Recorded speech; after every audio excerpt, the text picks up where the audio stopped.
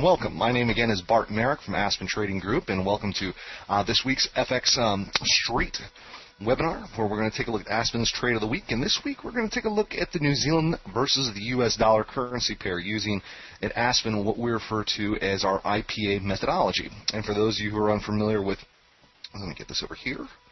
There we go. Who are unfamiliar with the I.P.A methodology, what we're looking at doing is applying what we call intermarket analysis, pattern recognition, and account management. And what we're going to focus on today is really the P in that process, which is pattern recognition. And we're going to do that by applying basic Elliott Wave concepts to what's happening live with the New Zealand dollar today. And what we're going to do is we're going to take a look at kind of a longer term, mid-term, and then we're going to dial into the short term and see if we can find some trading opportunities within that particular pair. But let's first talk a little bit about the Kiwi versus the US dollar, because it's kind of it's a surprising pair, to be very blunt, because if you think about it, New Zealand is not necessarily a huge country. I've never been there. I've been to Australia, but I've never been to New Zealand. But from everything that I've read, everything I understand, it's a very similar economy in terms of its relationship to Australia. So you have a similar banking system, similar type of economy there. But again, it's a smaller country relative to the other major currencies that we trade. Here in the U.S., the population is roughly the size of Colorado. So Colorado is not necessarily a large state here in the U.S. It's a big state, I shouldn't say that. But it's not an overwhelmingly populated state by any means. Very often you'll hear the New Zealand dollar referred to as a proxy currency for soft agricultural. What that means is that New Zealand is a large producer of soft agricultural products, things like timber. I don't know how you refer to sheep, but I know they produce a lot of wool, a lot of sheep, a lot of things we grow. So when we look at the backbone of the economy there, really we're looking at their natural commodities that they have within New Zealand. So it is a commodity currency to some degree, and that also makes it a risk-on currency. It makes it a currency that does well when commodity prices are moving higher, when we tend to see growth is an expectation globally. But I'll tell you this, the primary reason why we've seen the New Zealand dollar included amongst the major currencies that we trade over the years has largely been because of interest rates.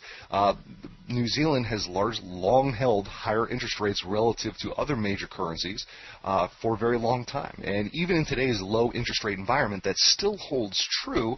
Not quite as true as it once was. 4 or 5 years ago, you used to see the New Zealand central bank rates at 6, 7, 8%. So I believe it got as high as 8% at one point a few years back. And today it's obviously much lower, but that's really been the driving reason for trading New Zealand dollar over the years. And we can still trade it that way today. In fact, let's go in and let's now take a look at applying, like I said, that I.P.A methodology to trading with the New Zealand dollar.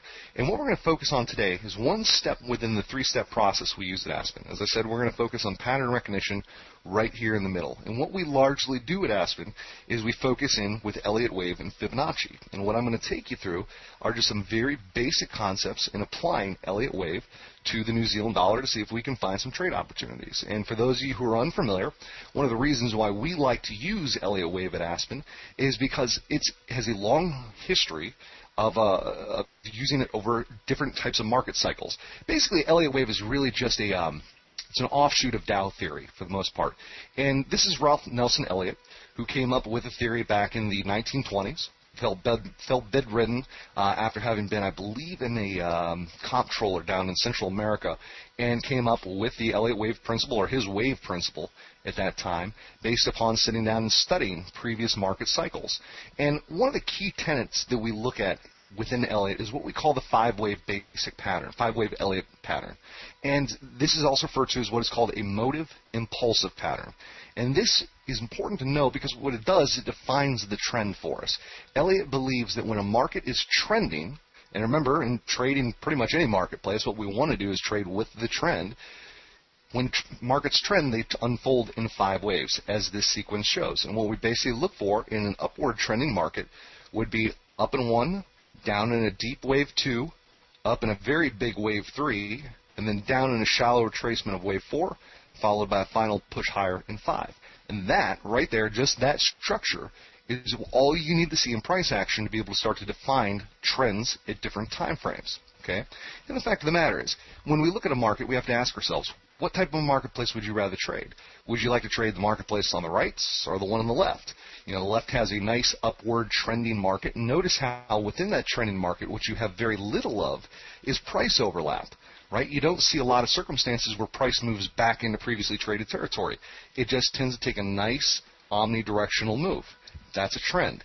When we look over to the right, what do we see? We see a lot of price overlap. Within Elliott, this is what we call corrective behavior. This is not where we want to trade. So depending on the time frame that we're looking at, we need to come in and define, is the market in corrective behavior or is it in trending behavior? Because we want to trade where we see 5 waves, or we refer to this as a motive move, versus a corrective move that just kind of goes sideways and overlaps and goes back and forth. That can be a more difficult market to try to trade inside of. So let's go in and let's take a look. Well, let's actually take a step further than this. Okay. And these are what we refer to as the basic patterns within Elliott. The 2 basic trending versus corrective pattern. A trending pattern or a 5-wave pattern, you'll hear referred to often as a motive pattern, as I said, sometimes motive impulsive. And what we're looking at here, again, is just that 5-wave move. Not the opposite, but the counter to the trending move is going to be corrective. And within Elliott, basic corrections unfold in 3 waves. And we label those with letters. On the right-hand side, you can see what we refer to as an A, B, C correction. Okay? When waves are numbered, we're trending. When the waves are labeled letters, then we know we're in the midst of correction. Okay? So let's go in and let's take a look at the New Zealand dollar on a long-term basis, and then let's start to kind of drill this down and see where we're at. Okay, and what I've just pulled up for you here is a daily chart, just a very simple high-low close bar price chart, taking a look at what's been going on with the New Zealand dollar since, where are we going back to? About springtime of 2011 last year. I guess we got a little more than about a year and a half on this chart. And I want you to look at this and ask yourself, what is price action doing on the New Zealand dollar on this chart, going back as far as we can go, or just looking at this here? To me, this looks like a lot of overlap, right? When we come in here and define price action, we can see strong move here to the upside, and then what happens is we start to move back down, and look how it moved back down. There was a lot of overlap inside of here. Well, the market shot back up, went back down, and then over here, move higher, move lower, move higher, and look at where we are recently, just kind of stuck here going sideways. But what does this look like to you? Ask yourself, just from basic patterns, symmetry, this should look like consolidation to you, right? Where we see highs getting lower, and we see lows getting higher. And within trading in any market, we can come in and start to call that some type of consolidation, but I think for Elliotticians, and just for a lot of basic technicians, we want to come in and possibly call this some type of triangle pattern, right? Where we're starting to see, there we go, consolidation into a tightening zone. Okay. Well, luckily, triangles, if you're a basic technical analyst, you probably have ideas on how to trade things like flags, things like pennant patterns, consolidation patterns, head and shoulders. Elliott takes it a step further. What we do with Elliott is really define the internals of this pattern and look inside of it for validity. We also use Elliott Wave and Fibonacci to help us define entry and exit points into this pattern. So let's come in and let's take a look first at what Elliott has to say about trading with triangles. Because when we look at corrective behavior, where markets kind of move sideways, within Elliott there's really 3 patterns. We have what we refer to as a zigzag, we have the triangle, which we're going to discuss, and then we also have a flat. And then these 3 patterns can also create what are called combinations, which we'll talk about at some point in the future. But today, let's focus on this triangle pattern, because even for the most basic technical analysts, or not even an analyst, should be able to look at a chart and see when there's consolidation. And consolidation with Elliott really leads to the idea that the market is getting ready to break out. Okay, so let's define this breakout pattern using what we know about Elliott. And triangles are great to trade. Okay, first off, if you have the patience to wait for them to finish up, they can offer tremendous opportunity. What you want to see is within a triangle is basically going to be a tug of war. You're going to see buyers on one side, you're going to see sellers on the other, and they're going to go back and forth and pull until one eventually runs out of steam and we break out. The thing about triangles is they usually are going to occur after a large run to the upside or to the downside. Either way. It usually occurs after a big push higher, and that's where you get all of a sudden that tug of war, that balance of forces. Because what happens is after that move, now you see the rush. You see other people who were late to the game trying to get in. You see those that were early to the game trying to sell and take profit. And it turns into that tug of war, back and forth. Okay? The key to understanding triangles is that most of the time when they occur, they're going to break out in the direction of the previous trend. But what's important to know is that that move out of that triangle that goes in the direction of that previous trend typically is going to be a final move in the direction of the trend. So, for instance, if we moved into this triangle like we see here on the left-hand side of the screen, and then we broke out to the upside in the direction of the previous trend, that push higher is going to be somewhat muted before a larger degree correction or a larger degree change in the market. So very often you see a triangle, you know the markets should be, again, some type of final push to the upside or to the downside. It's often referred to as what we call a terminal move. Okay, now the key to being able to trade a triangle is its subdivision within Elliott Wave. For those of you who are familiar with a little bit about how Elliott trades, one of the key tenets to decomposing a count is being able to correctly come and label each, what we call each wave within the count, or each price move. Okay, so in the first leg lower in a triangle, we're going to refer to that as the A wave. The second wave higher, which is the B wave, is usually going to stay below the beginning point of the previous wave A. Wave C falls short of the end of wave A, wave D falls short of B, wave E falls short of C. We move into consolidation, but as long as we get this 5-wave move, A, B, C, D, and E, once this E wave corrects or completes, then we should start to see that final push, that final move higher to the upside. So there's our key subdivision. Let's come in and let's take a look. And let's take what we know a little bit about now. And we're going to come back to this in a moment. But let's come in and let's apply that to this pattern here. Okay, because we can see here we have a high that was put in place over here. And I'm going to scoot this out so you can see just a little bit further back in time. You can see here we had a pretty nice run, trend to the upside, coming into this particular move. We topped out. Let me get this over here. Back late July of last year, up here at roughly about 83.40. We dropped as low as 73.70. Okay, so pretty big drop to the downside there. Let's come in and let's see if we can go ahead and label this out correctly in that 5-wave triangle move. Okay, but now I'm going to do start up here at the top, click here, and we'll come down here. I'm going to call this low over here our A wave. Then we're going to look to go higher. Okay, set this over here as B. Then we're going to look to go lower. Set this over here in C. Now we're looking to move higher. And it looks like we topped out right about over here in D. So what does that mean? Well, looks like we could be looking to complete, there we go over here, some type of E wave here to the downside. Okay, so there we go. We just mapped out this A, B, C, D. And now looking for some type of move a little bit lower here. So let's go back and see what else we can learn about triangles to help us decompose this a little bit better. Okay. One of the things we should know is that, well, in the larger degree of the trade, we should look for triangles to take place in either a wave 4 or a wave B position, meaning that's usually the larger degree count here. Even though we have this A, B, C, D, E, for those of you who are familiar with Elliott, this pattern will usually fall into a 4th wave or into a B wave of a larger degree. And we can come in and decompose that in just a moment as well. Okay, but here's the key. This is going to help us define what we want to do next with the New Zealand dollar.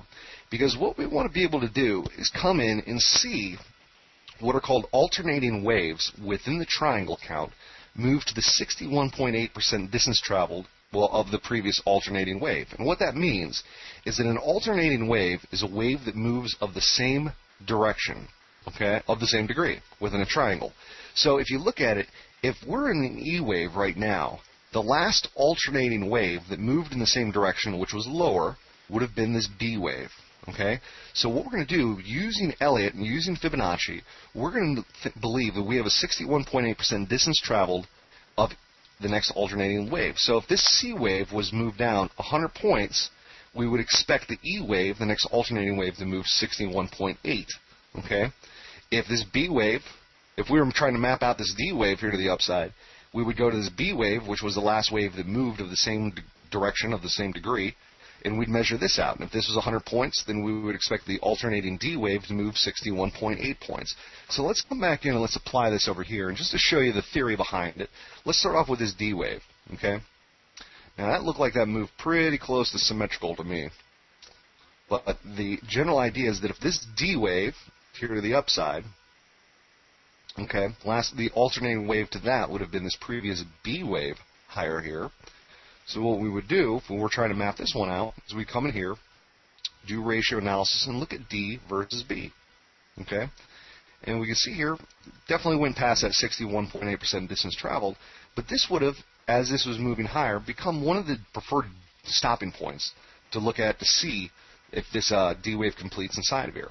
Let's do the same thing now, but let's do it with the E wave. And remember that when we're looking at an E wave, the last alternating wave that we had here, that moved in the same direction, was this C wave.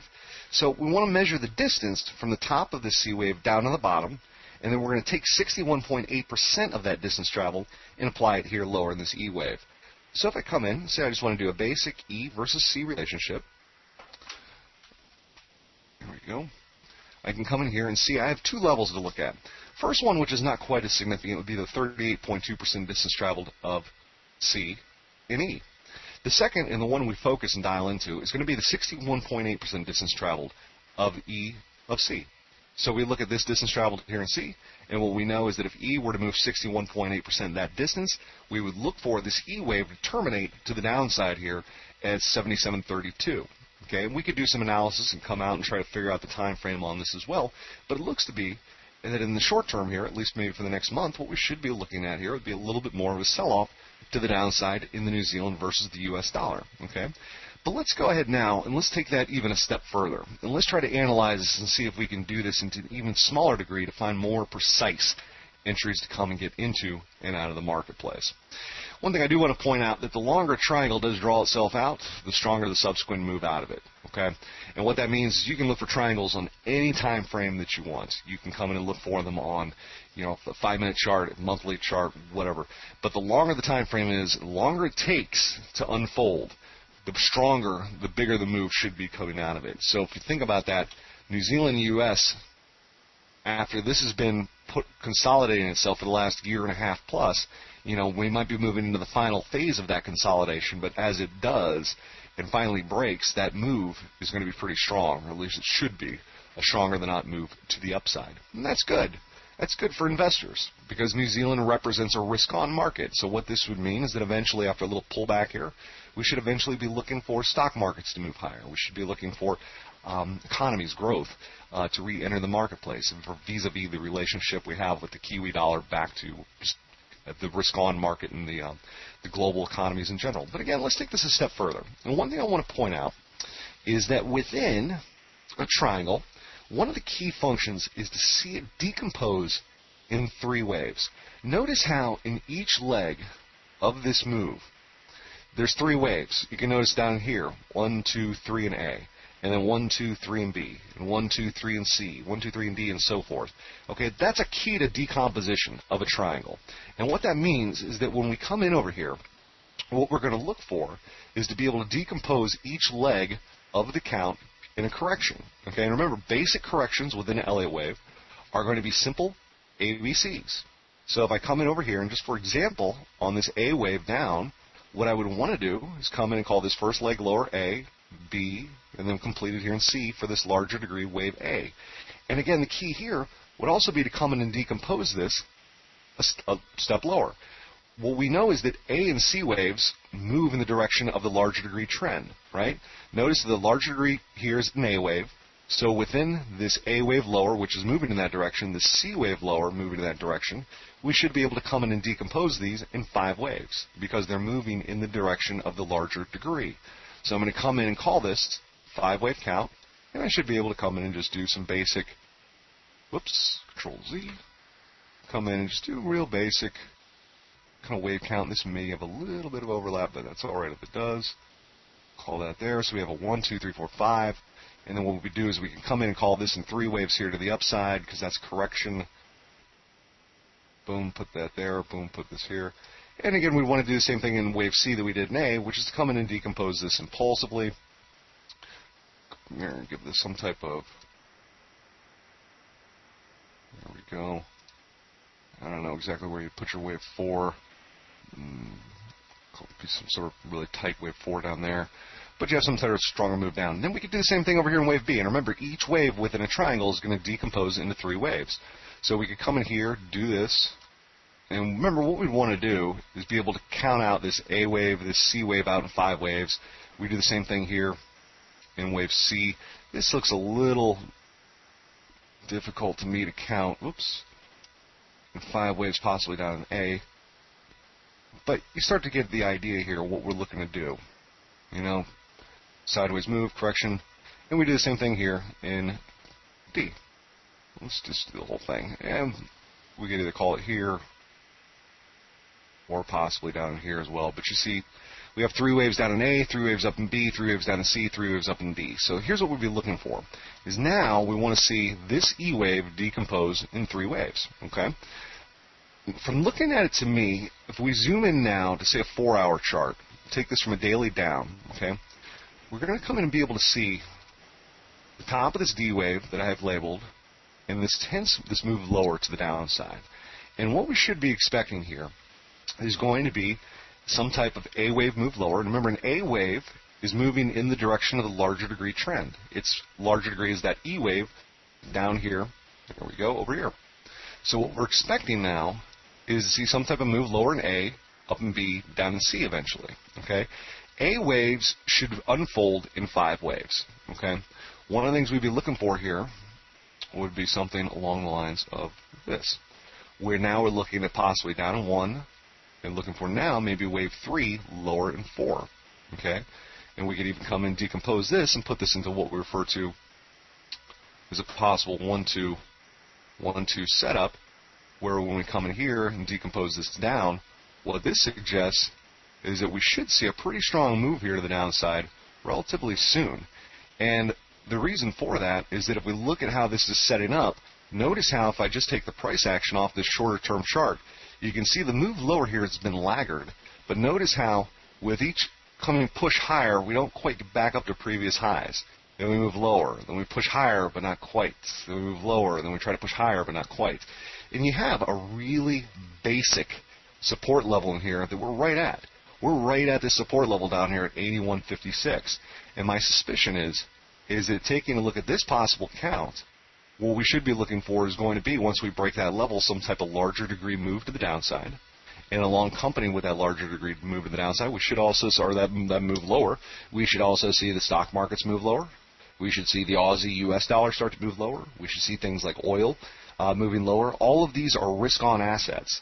So in the short term, what this is spelling out to me, looking at this here, is once we break, and again, I can't make trade recommendations here, but from an analyst standpoint, from a technical standpoint, to look at this level here right at about 81.50, any type of break below that would suggest some type of larger move lower. From everything that I see within Elliott, and to come in and take a look at where that move should take us to immediately. One relationship, if this count is correct, we could look at in the shorter term would be a 3 versus 1 relationship, which I'll pin this here, and possibly do this one too. 3 versus 1. I would say in the short term, what we're probably looking at using Fibonacci, and what I'm doing here is I'm measuring out this possible distance of wave 3 versus the previous wave 1s, because remember this wave 1 here at purple degree, and this wave 1 here of a smaller circle Roman numeral black degree are all moving in the same direction of this forthcoming wave 3 to the downside. So we're going to use the distances there to measure possible moves lower. The first immediate move lower that we would look for would be at a minimum of 81.20. A move to this level would suggest that it's moved wave 3 equal in distance to this previous wave 1. Of this degree, the smaller Roman numeral degree. Get over there. And what it would suggest is equality. That's not the preferred distance. The preferred distance would actually be down here. Whoops, to about 80.44. QE. If we saw that move lower, that would become an immediate move that we would like to see. And where is that? That gives us about 120 pip move to the downside here. And if that level does break, that would become kind of, ooh, look at that, we're trading right. No, we're not. We look for that to break that level. We look for seeing an immediate move to the downside. Of a slightly larger degree, but within also the same tradable time frame, we could also see levels down here hit down to about 79.50. This would be this purple degree wave 3, which would involve a little bit longer term trade, but we could hold on to that and look for moves lower. Into that level. What is that? Yeah, like I said, 97.50. So about another 90 pips below the preferred destination. So if you were looking to strategize this and looking for a possible trade, you could come in and, depending on your risk tolerance, you could come in and look to enter into at current levels or a break below, as I said, this support level that we have. Call it here. Let's call this low, which is right at about 81.50. So you can come into current levels or wait for a break below it. It's really not too far off from where it's at now. But let's say it does break below there. We'd come in and look for first profit target at, it's really a call here. You could do it if you traded multiple lots on this. Yeah, I'd want to be moving stops once you crossed 81.20. I would come in and look for take profit down here at 80.44. With a possible another take profit to the downside at about 200% distance traveled of wave 1 and 3. Stop losses in this particular trade, where you would find Elliott Wave invalidation. Oops. Over here, we get this over here, where we would look for Elliott Wave invalidation. Where's my marker? It would be over here. You really want to call it either this level here,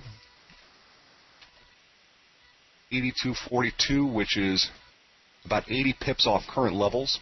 Okay, so you have 80-point invalidation, stop loss possible to the upside there, coming in shorts. If you were short at, say, current levels to the average down here at about 80, called 81.50, you'd be looking for about a 60-point move initial take profit, and then the second take profit at 77.98, 70, called 80 the figure. I would also point out that if you cross once the market crosses this 81.20 level to the downside, that's where I would start to move stops to break even at that point and see if the market, because at that point the market should start to take off. But that is how we strategize, using triangles, using Elliott Wave, using to be able to forecast where we should be headed. Now, a good question here. Someone asked, what do you mean by decompose? Okay, and hopefully I have a tendency to speak maybe a little too quick when it comes to some of the more advanced topics within Elliott, but let me go ahead and, again, just kind of break that down for you, the concept. Oops, cancel that. Let me clean this up real fast.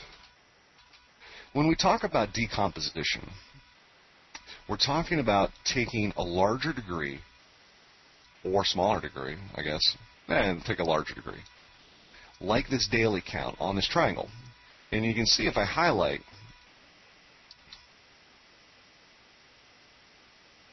the lines, just to make it a little bit easier to see. Okay, you can see here we had a move lower in A, a move higher in B, a move higher in C, move higher in D, move higher in E. The way that we validate Elliott wave counts, are part of the validation process, let me put it that way, is being able to decompose each wave within that count into 3 waves that are A, B, C. Okay? So within this A wave lower, I have mapped out down in A, up in B, down in C. That A, B, C decomposition is what we're referring to by decomposing a count. It means that we have one large degree, now we're going to go to a smaller degree, and then we're going to go to a slightly smaller degree and a smaller degree, because you can see, as I decompose this in 3 waves, down in A, up in B, down in C, the decomposition of this A wave is made up of these smaller degree, purple 1, 2, 3, 4, 5 waves. You can see the same thing here in this C wave. So decomposing just means we're breaking a larger degree pattern into a smaller degree pattern. Usually bodies decompose. Well, funny actually, this triangle pattern is actually showing, you know, the final move that we should see in the New Zealand U.S. before a larger degree correction. In fact, just to give you guys kind of an idea, let's take this concept, and I'll show you another concept with an Elliott wave. What I just showed you here was using a smaller term time frame to come in, or this larger term time frame, and then dialing it in to look for shorter term trading opportunities. I think we laid out some. But on the long term, if we take this out to a weekly chart, one of the things I'll point out is that when you see these triangles take place, it usually, like we said, a pause before you get a final push out of this pattern. And if you notice here, from the 08 crash, or the bottom here in 09, higher, we had a pretty sizable move down here from what, about 50, almost about 50 even, yeah, 50 the figure, up to the highs that we recently had up at 88. So you can see that's a big move to the upside. And what this triangle also suggests is that we should see out of it a move of similar degree, of similar fashion to this move that we saw higher into it. So if we came in, and even without doing a whole lot of Elliott analysis, if I just came in and measured from the bottom to the top of that move, okay, and if I took that move and placed it out over here and say, okay, let's say we finish somewhere down here in the middle of this triangle, similar time and move would take us out to about what? March 2015, with the Kiwi trading about 118. 115, so you're talking about, yeah, it's a lot of pips over a lot of time too, but it should be something of a similar size move taking place. And again, like I said before, that's it's good for economies, it's good for global economies, I should say, to see the Kiwi do well to the upside there, and I think it fits very well in the backdrop of the fundamental picture. And tell you what, guys, with that, I'm going to start to wrap up. Do want to give you a quick special offer for you before I do that. And I realize I'm finishing just a little bit early here today, but I think we've pretty much covered what's going on with the Kiwi, or at least the interpretation we have at it here in Aspen. And I do invite you to follow us at Aspen. We do have a special offer for persons who come to us from FX Street to try out our Trader Insight service, which is our premium subscription service that we offer. We give you a free look at it for 14 days because you came to this webinar today. And in order to take a trial, take a look at the new trade alerts, at the research, at the analysis we do at Aspen, all you need to do is just go to aspentrading.com. On the right-hand side of the page, there's going to be a selection that says Select 14-Day Trial. To take the 14-day trial for free, all you need to do is that during the checkout process, it's going to ask you for a coupon code. If you would, enter FX space Street, just like you see here in that, and it'll set you up with that free 14-day trial of Trader Insight. And what that's going to get you is all the new trade alerts we issue at Aspen, as well as all the research analysis that we do throughout the course of the day, not just in FX markets, but also in commodities and stock indexes and other marketplaces. And if you're trading cross markets, it's a great time to take a look at what we have. So check it out. It's a free trial, 14 days, and we're moving into the best time of year to start trading the market. And with that, my friends, I'm going to wrap up. I hope if you have any ideas, anything, questions for me, please feel free to go to the AspenTrading.com website, and you can send us a message from there. And hopefully I will see you next week, and where we'll take a look at another currency pair, another marketplace, and applying the I.P.A. process to it. Once again, thanks, guys.